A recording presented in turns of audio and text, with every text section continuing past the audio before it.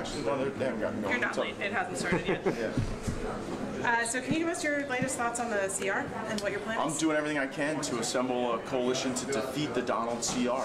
I believe that it is really kind of frivolous in the cuts because they only occur for 30 days. I don't think we lead to any programmatic reform. And I'm over the CR era of the House of Representatives.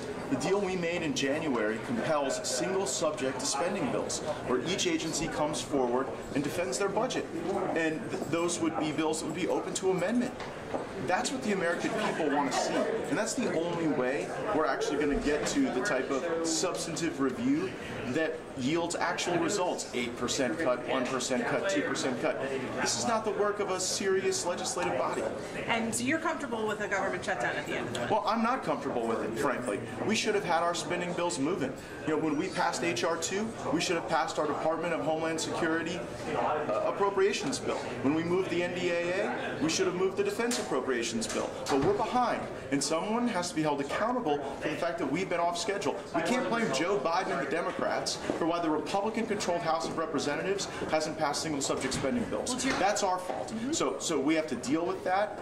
We will likely have to endorse some degree of a shutdown, but that's why right now, rather than dithering around with the Donald CR that doesn't have the votes, we should be moving single-subject spending bills. To your point about the DOD bill not moving sooner, it's our understanding that that bill did not go to the floor last week because conservatives were threatening to tank the rule because they wanted a broader deal on spending. I was for the rule and for the bill, so you have to take that up with other people. I believe we should move single-subject spending bills for all of these agencies, and I've yet to hear a good reason for why we haven't yet. Does it change your view of how to proceed or whether or not you would back this short-term CR from your Republican colleagues when you hear some of your other Republicans saying they might work with Democrats potentially on a discharge petition? Well, if moderate Republicans sign a discharge petition with Democrats, they are signing their own political death warrant and they are handing it to their executioner. Because it won't be me and the conservatives off hunting the moderates. It'll be the very Democrats that they would be working with under that hypothesis. So I guess if people want to commit political suicide, I don't have the power to stop them.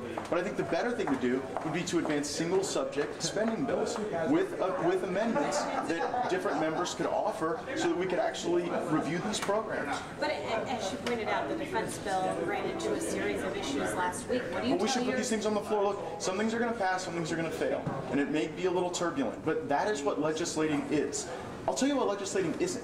Continuing resolutions where disparate agencies of government are all funded together in one up or down vote. I'm done doing that. I thought that in January we said the era of doing these continuing resolutions was over. I meant it. Are you planning on bringing a vote to oust the Speaker this week? Right now, my full effort is assembling a large enough coalition to defeat the Donald's continuing resolution, but we're certainly heading in that direction. You think it could happen this week?